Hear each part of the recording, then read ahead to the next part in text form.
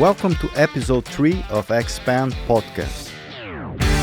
Today I will be speaking to Dr. Pedro Costa Monteiro about staging and predictability. Pedro is an experienced orthodontist and has a wealth of insight to share with us. Let's get started.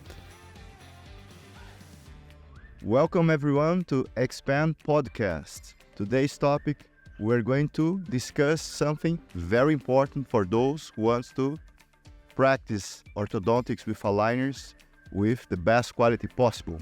How to set the perfect staging. And to discuss this with me, I invited one of my colleagues and friends that I admire most, a person who is passionate about technology, cars, to wellness, exercise. He's very active. Who already saw him in a congress speaking knows the energy he can put in the room. Pedro Costa Monteiro, welcome. Thank you so much for accepting my invitation, for being here with me. Thank you. Thank you, Daniel. Wow, what a presentation. I'm not so big as you said. So I'm really happy to be here. It's also always a pleasure to share experience with you, with your team. And I will never forget that for a long time you also support me. So it's really a pleasure to be here with you. The pleasure is all mine, Pedro. We know each other for a while, right? Since when I was in Brazil, we started discussing, creating projects together. And now that we are close and we can see each other more frequently in the congresses, I think you are the best person to bring your expertise about aligners and these strategies that we need to know to make the treatment more predictable, to make things happen, right? Because there is a lot of misunderstanding, a lot of doctors who are starting using aligners. Sometimes they believe only in what the companies are saying. They are not going deep to discuss the details. They are almost like forgetting what they learned in the past, right? The biomechanics. And this is something we need to use, right? When we're talking about staging, right? This is how, when we plan a case, regardless the system, the software, the company, when we move teeth inside a software, we are not moving teeth. We are creating a force system. I don't know if you agree with me. Yes. I totally agree. Let me go a little bit earlier on time, and I think it's really important for the ones that are hearing us. This is all about orthodontics. So we change the way to practice. So we move for plastic, but 80% of the success of any orthodontic treatment is about the orthodontist, the planning, the staging, as you said. So to be honest, it's not about the brand. It's not about only the kind of plastic, but as you said, it's about force design. And what you said, that I am really passionate about this, and I really am. What for me is incredible when we are using aligners is that you can apply any orthodontic technique. And related with this topic of staging, for example, for the ones that come from the Bernstein ideas, they can apply exactly the same. If you came from edgewise therapy, you can apply exactly the same. I know a lot of doctors using aligners, and they apply for tip back on all the molars. So you can do whatever you want. And this is what I really love in this profession, is that you have your ideas, you have the way you like to treat your patients, the way you like to apply your biomechanics. You can do it with aligners. So it's only that. And for probably in your podcast, we will probably have some young doctors listening to us. Hopefully. Please do not think that this is an easy way. This is not an easy way. And as you said, there is a lot of advertising around the brands. They are saying, hey, we are faster, we are easier, we don't need attachments, or we don't need that or that. And it's not true, come on, let's be honest. You have to be the one that decides for each case what you need and what works better for each patient. And if you think like this, you will succeed for sure. Yeah, I agree 100%. And the companies are there to sell, right? And there is a fight, there is a war going on, claiming the best material, the best software, the best AI. But in the end, if we don't have a good pilot there, this car is not going to move, right? And we need to understand what we are doing and to believe that just by doing a certification that you're going to practice orthodontics, this is a huge mistake. One of the biggest mistakes and misunderstandings that I can hear even in papers, right, is to understand that just by moving teeth in the software to define an ideal position and allowing the software to move in the sequence the technician or the AI believes is the best, it's going to be enough to get there. And then when we don't get there, the papers are saying, look, aligners, they are not predictable. They are not moving. They are not working as well as braces. So this is completely unfair, right?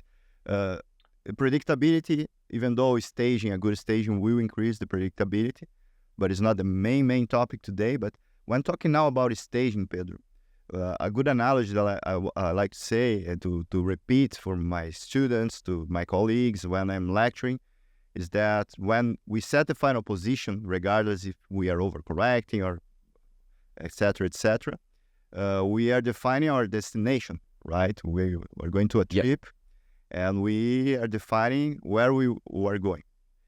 And the staging is more or less together with the vehicle, right? If we're going by plane, by boat, and depending where we are going, we need to understand the best transportation we need to use, right? To get there. To get there.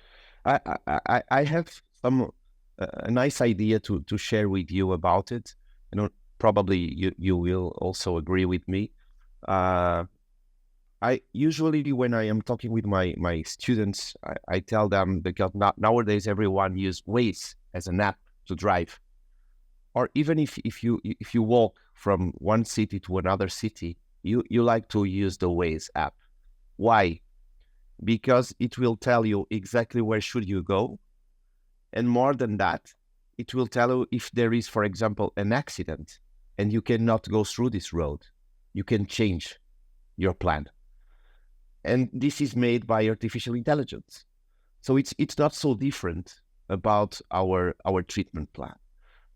Obviously, and we can go a little more deeper on this, because you are talking about companies, and I can give you my view on that, putting myself as a CEO of a company.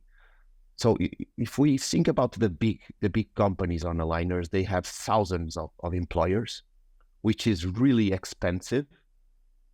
And they are investing, I think, almost everything on artificial intelligence. Why?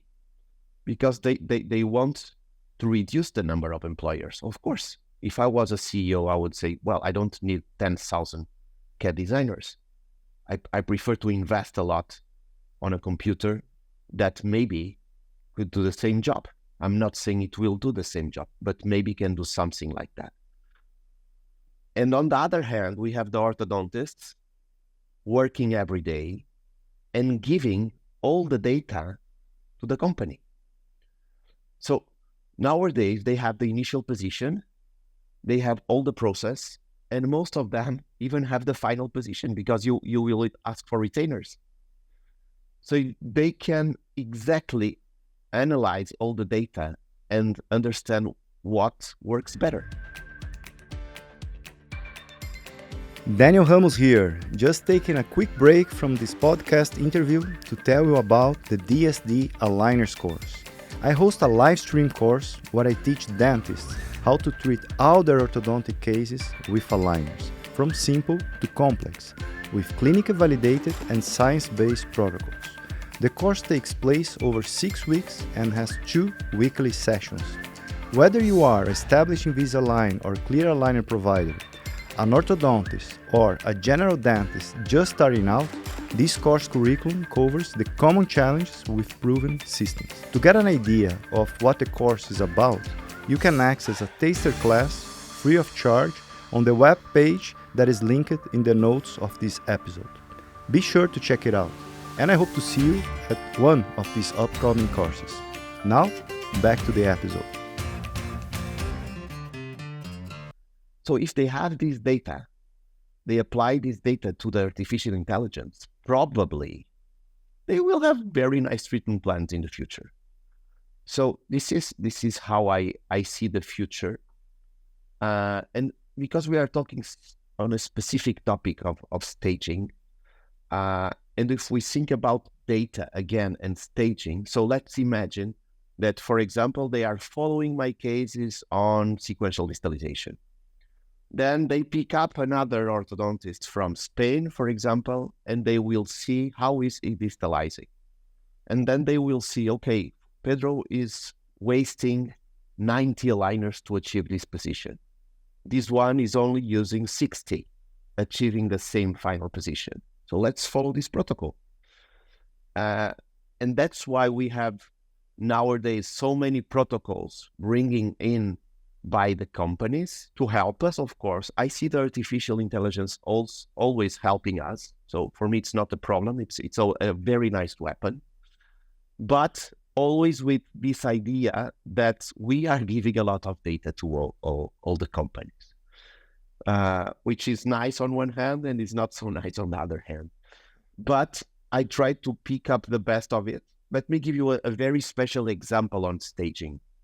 Probably, obviously, you have heard about the frog protocol, which was created by a doctor that, after repeating so many times the same protocol for the company, they said, okay, we will create your own protocol, and we will call it frog because of the design it has on the screen. And now if you can call any company and say, please apply the frog protocol. So I think that in the future, we will have this. And I know that companies are working on this. Yeah. Even maybe in the future, we as an orthodontist, we can make a patent of our protocols. Why not?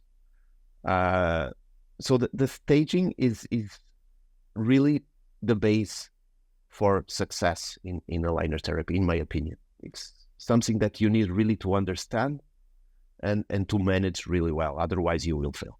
Yeah. We came from an era that we didn't have artificial intelligence, right? When we start practicing.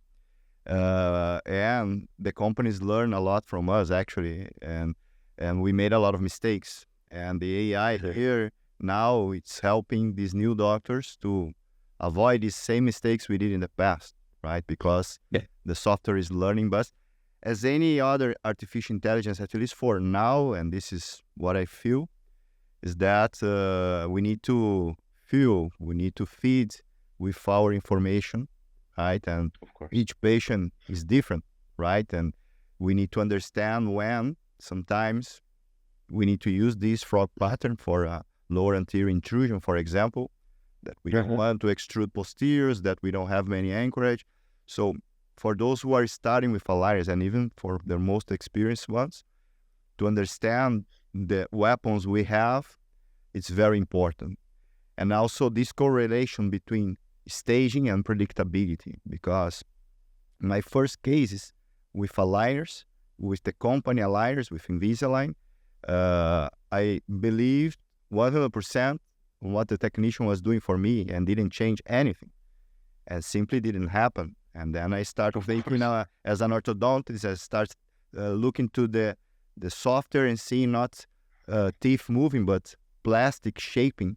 And this is what we are doing. We are bending wires with a software to create the plastic in the shape we need to promote the force. So this types of staging. I believe you agree with me. It's impossible for us to explain with details. It's very visual, right? But you have several, like the frog, explosion pattern, sequential distalization,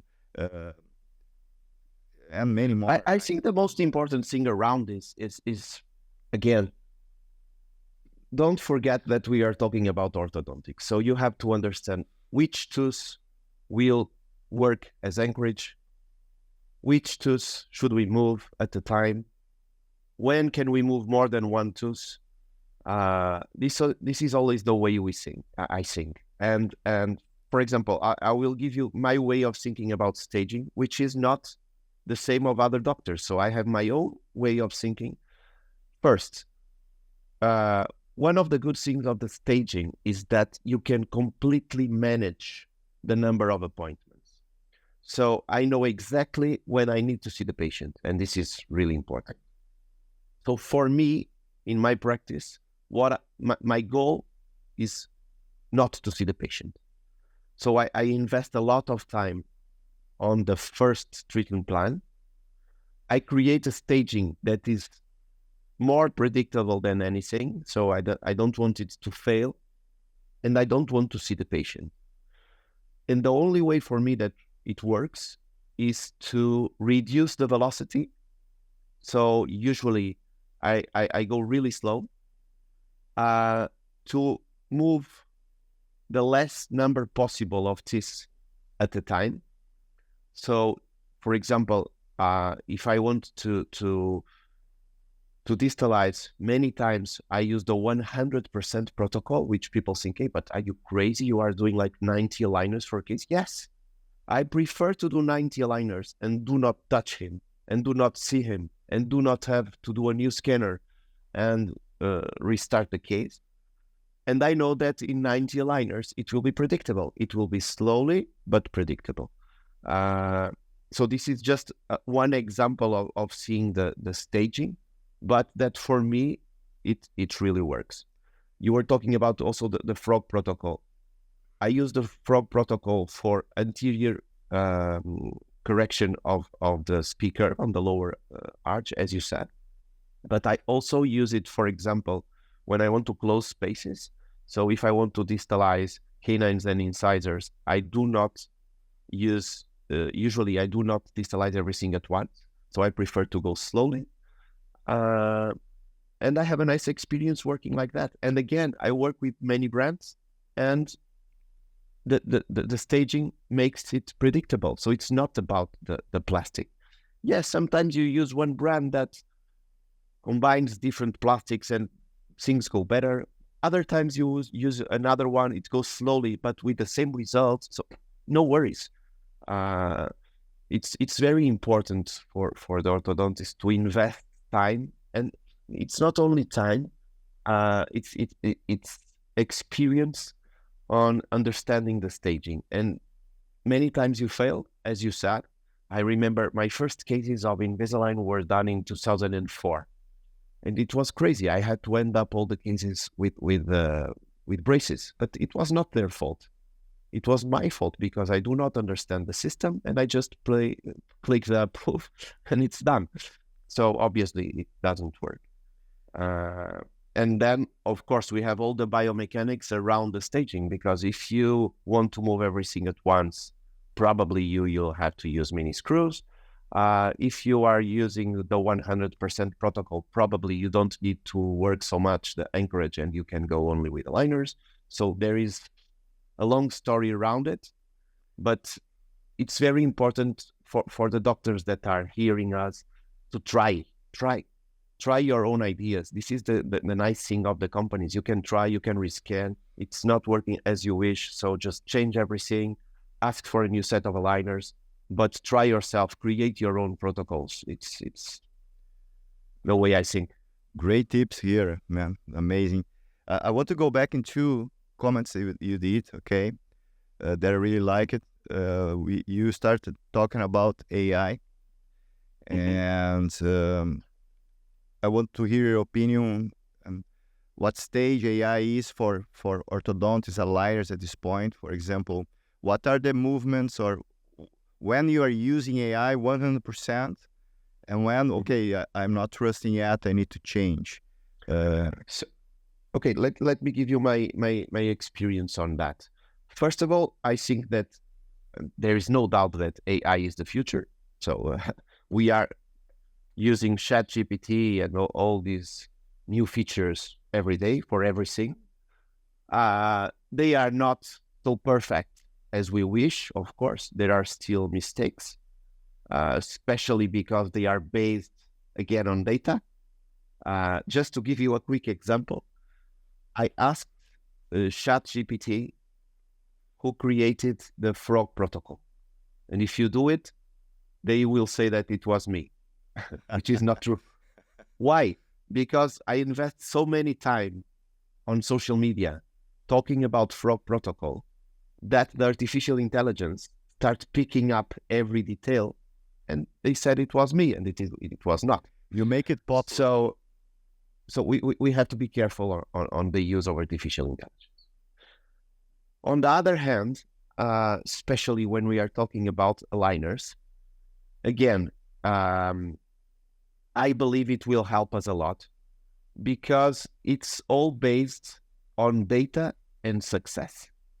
So if a computer wants to distalize the molars and it has 1,000 cases where 990 cases were nice with this protocol, obviously artificial intelligence will use this protocol. So I believe that for us, it's a matter of time. Again, I think data is the most expensive thing that now the companies have. They invest millions in data because of that. Because if you want artificial intelligence to grow, you have to give them data. That's it. Yeah. It's like food for us. Yeah. So nowadays, 2 years ago, I was involved in a project with Align at that time. A very interesting project where, based on our success and on our own protocols, they put artificial intelligence creating our first clean check at that time. So basically, what you are getting when you put a case for the first time is something really, really almost perfect because it was based on your posterior options. So they say, okay, for example, when I was using Invisalign, I distalize always with the same attachments. So I use vertical attachments, mesial bevel from 7 to K9. This was my protocol. So I did it for all my cases.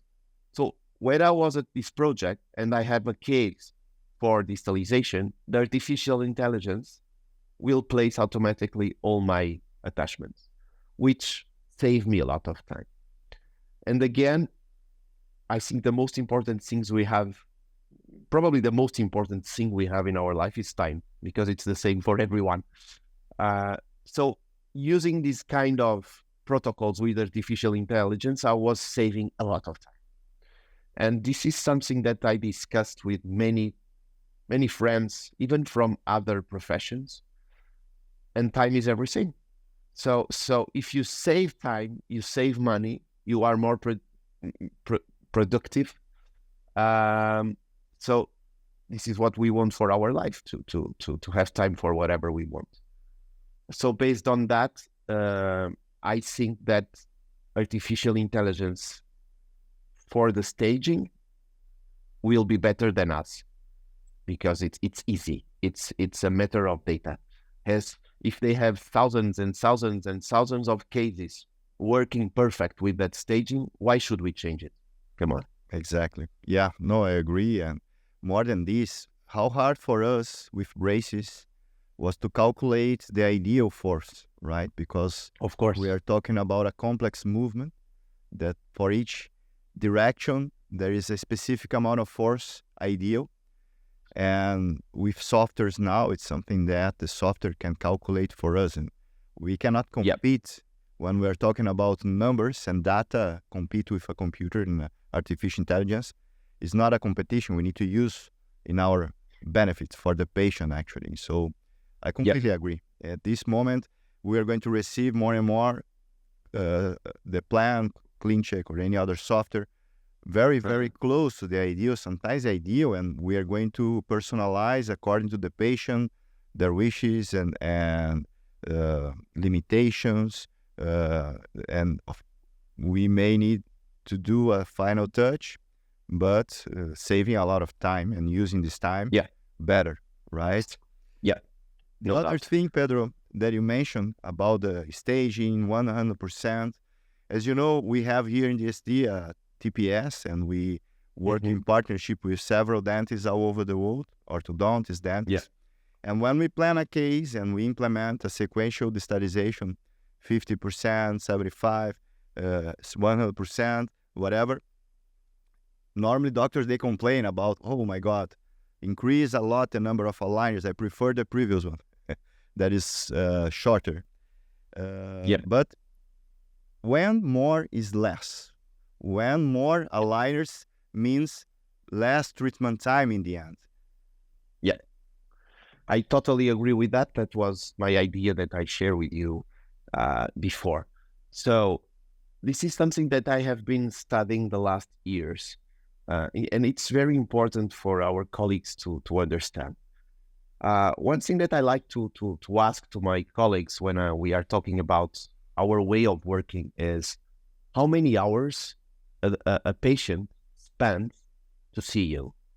So we have to understand that he has to go from his home or his work to your clinic, which can take 10 minutes, 1 hour, 2 hours, we don't know. Then they have to wait a little bit at the waiting room.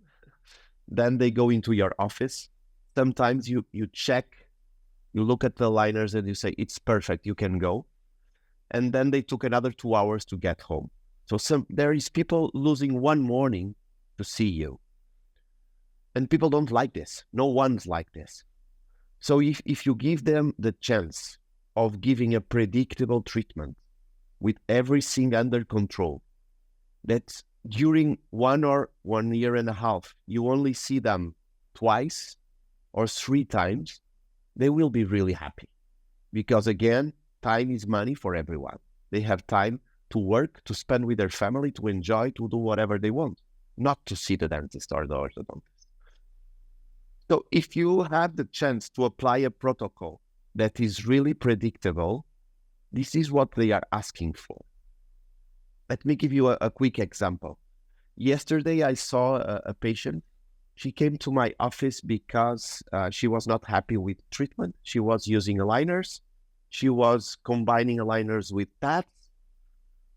They are trying to distalize. She was really with a high level of compliance. So she wasn't using elastics, everything. And she said, hey, I don't know what is happening, but I'm every month seeing the doctor, and I'm here for 3 years, and I don't see any changes. Okay. And okay, we don't have to go deeper on the case, but this is just to give you how people feel when things are not going well. And all of us have wrong cases, so we are not the special ones. All of us have that. But if you invest on a very good treatment plan, and as you said, you can do it, or even you can delegate on a center like yours, you will be very happy because your patients will be happy. All the treatment will happen as you planned. So there is no emergency. This is what we are looking for as an orthodontist. So don't be afraid of reducing the velocity of the aligners. Don't be afraid of using protocols that took more aligners. Just focus on predictability and fitting, because when they come into your office and you see a misfitting of 2 millimeters, for me, this is kill me. So I hate this. So yes, I believe that, in my opinion, going slowly makes things easier, no doubt. the thing is, the software can do everything. We can simulate anything, the software, and in the software, things will happen. But we need I to have a very understand. nice idea to share with you about it. I always call the movies that we see from any brand a romantic movie. And as you know, in our life, unfortunately, life is not so romantic. So if you still believe in romantic movies, maybe you can approve the first treatment plan. If not, be careful. I like it. And more than that, I think all the brands also has this, which they call the TMA button, where they put that small colors saying, hey, this is a black movement. You cannot do it only with aligners. They are telling you, be careful. You know that I see a lot of treatment plans from my students, and they remove it. They remove the TMA button, not just not to see it, which is crazy. So be careful on that, because even being a romantic movie, they are saying, hey, be careful. It will not happen. And you accept it. It's very easy to accept. And another thing that I always say, I don't know why, but probably you have the same opinion when you talk with doctors all over the world. I know very good orthodontists that during many years invest a lot of time on diagnosis. And then when they start with the aligners, they stop doing all the diagnose and focus only on the treatment plan and on the romantic movie, and it will not happen. So be careful on this. This is my fight for a long time. Nowadays, to be honest, I am not even touching my patients. Most of the things I can delegate, but the diagnose, I'm doing it every day, every day. To neglect, to skip this step, diagnosis is the fastest way to fail, right? To kill, Because this is still the basis for orthodontics. And it will be forever, even with artificial intelligence helping us, even that. Because as you know, even nowadays, with artificial intelligence, we can reduce the time we invest on diagnosis, because we have artificial intelligence working on cephalometrical analysis, all the data around the diagnosis. But you need to understand. You need to look at it and say, okay, this is a problem on the mandible, it's not on the maxilla, this is not for extraction, this is for surgery. So I think that giving you the full treatment plan and diagnose will be never possible with artificial intelligence. There will be always an orthodontist, at least looking at the data. Yeah, it's like traveling without destination, right? It's flying blind. Yeah. You are getting somewhere. You don't know if it's going to be good or bad. You may stay in the middle of the ocean, right? And this is not good. But I like the movie analogy. I love analogies. I'm going to use it, saying that is yours, okay? If I ask ChatGPT who invented the analogy for romantic movies, now it's going to appear you. Pedro, you mentioned about the dots, right? And I really like to use this as an example, because I had a paper here that we're going to post in the notes for everyone who is listening to also take a look, from Weir, an Australian doctor. He reviewed all types of movements and the complexity of each one, right? And for intrusion, posterior intrusion, for example, up to 0.5, it's difficult, it's predictable, more than 0.5, up to 1, moderate, more than 1, very complex, and this way on. And for distalization, since you mentioned the 100%, more than 2 millimeters is moderate, and more than 4 they consider complex, difficult, the black dot, right? And I agree that I see a lot of people, colleagues, once they see the black dots, we need to reduce, we need to limit, and then we start limiting the outcome, right? The same way as now with the CBCT, when the roots are moving out, no, let's move in. But if you need to move out, we need to find ways to get there and expand. And of course. But when we're talking about distalization specifically, and we have this black dot, a movement, I don't know if you agree with this paper, maybe your data is a little bit different, you consider difficult 3 or 5, I don't know, but these difficult distalizations, do you think only a good staging can be enough? Or this is the kind of case that we need to bring back all the concepts and bring adjunct therapies and strategies? I think there is a lot of issues around it. And again, for example, I will give you an example. A colleague of mine was using a system to distalize, 50% protocol. The patient was using the elastics. So she said, Pedro, I think I'm doing everything perfect. Why doesn't it is distalizing? Why? And I just told her, hey, can I see the panoramic X-ray? Can I just check it? Yes. And what happened is that on the distal surface of the 7, there was no bone. There was no bone. So you can do whatever you want. You will never distalize because we know that roots only go where there is bone. So if there is no bone, you cannot distalize. And she said, but how will I solve it? How would you do it with braces? Or probably I would extract. So you have the answer.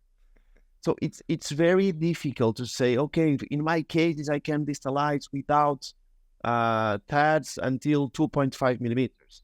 Or it depends. It's very difficult to give you a rule.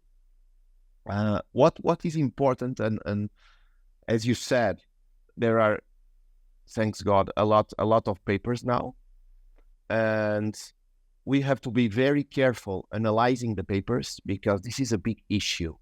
My father is a professor on engineer, and he helps a lot of dentists in thesis of master degrees and doctoral degrees. And sometimes he stays crazy because, hey, how can you publish things like this where you only have a clinical case or 10 clinical cases? This has no validity when we are talking about science. So these are not real studies. These are clinical cases. Unfortunately, on our profession, we accept a lot of papers that are not so valid. So we have to be very careful. First, around companies, because companies publish a lot of things that sometimes are not the best ones. And be careful when you analyze each paper. So I'm very careful on that. Obviously, there is still not too many papers around some of the features that we are using. So we are like MacGyvers trying and going the right or the wrong way. But for example, you are talking about distalization or class 2 patients. I love a paper published by Tommaso Castroflorio, where he was talking about the use of mandibular advancement combined with elastics, and with a very nice study doing on a lab, they proved that you should not use elastics at the same time you are using MA. Because the deformation you will apply to the plastic can completely change the biomechanics and the forces you are applying. And sometimes we try to go by our mind and, okay, I will try this or that. And sometimes we are not going on the right way. So I think we should follow the real science around this. Be careful analyzing it, but there is more and more science now, more professors, more universities investing time and having students full-time on aligner therapy, which I think is very helpful for us as a clinicians, at least to have some science-based opinions and not only our opinions. So it's difficult to give you a rule. But if I want to say a number, for example, for distalization, usually without TADs, I do not distalize more than 3 millimeters. And I still do a lot of extractions when it's time to do it. Why not? If the problem is on the premaxilla and it is an extraction case, why shouldn't we extract? So I still apply the same concepts from when I was working with braces. But you gave the the answer I was looking for. Diagnosis, right? In the end, Yeah, is the answer. For us to start summarizing and getting to our conclusions on how to be good in staging, to set the perfect staging, you started mentioning about the basics, to be an orthodontist, to not forget what you learn and invest time diagnosing properly. So by doing this is the first step for you to achieve a successful final outcome, right? Yeah.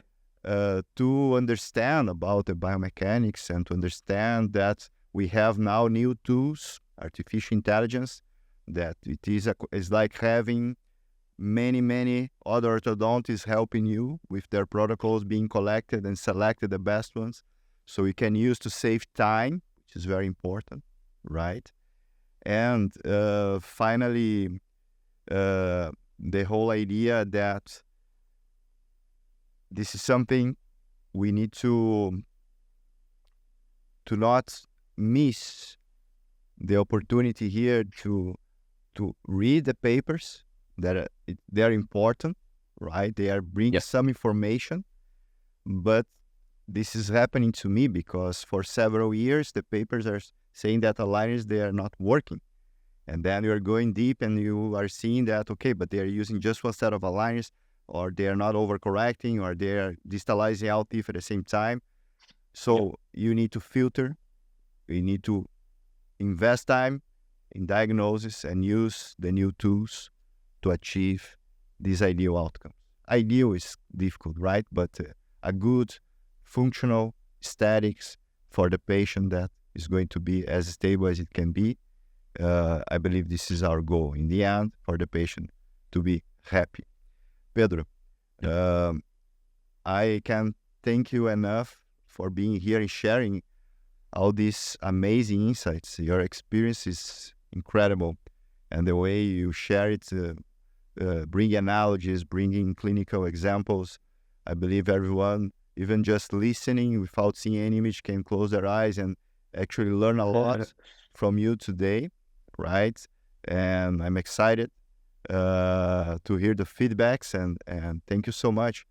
Any final thought about this topic? Anything you'd like to share? And before we finish? Yeah, so just thank you for the opportunity. Hope at least we can inspire some young orthodontists with our ideas. I think there is a long way to go, but a beautiful road to go.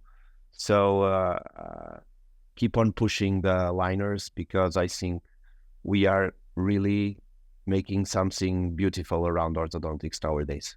Thank you one more time for having me here. Thank you, Pedro. Thank you, everyone, for listening us at the Expand Podcast, and hope to have you here with us the next episode.